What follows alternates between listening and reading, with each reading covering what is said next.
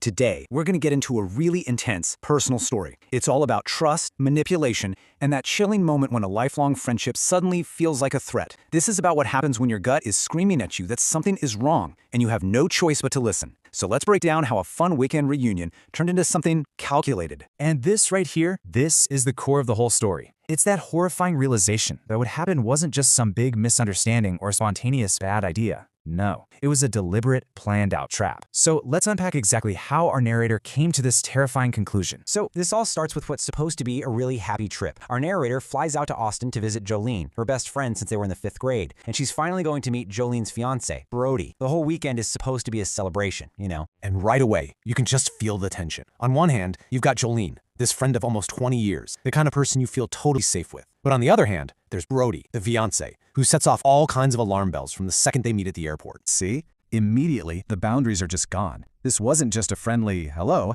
it was invasive. The compliments felt less like flattery and more like, well, like he was sizing her up. The discomfort started before she even got in the car. That first dinner just makes everything worse. And notice how these things all seem to work together. It's not just one thing. He's constantly topping off her wine glass, they're asking all these probing questions about her love life, and then when she says she's single, they share this weird look. The feeling was just undeniable. This felt coordinated. The next day, things kinda seemed to get back to normal for a little while, which, by the way, is such a classic manipulative tactic. It's meant to confuse you, to make you second-guess what you felt. But, well, those red flags don't stay down for long. And how many of us have been here? It's that voice in your head. When it's someone you trust, someone like your childhood best friend, your brain just fights so hard to explain it all the way. You tell yourself, oh, I'm just overreacting, or I'm reading too much into this, because the alternative, that your friend is part of something bad, is just too scary to even think about. Looking back, she saw the whole weekend was basically a script. It was a series of calculated steps, a totally choreographed trap. It kicked off with Brody's sizing her up at the airport, then moved on to using alcohol to lower her guard,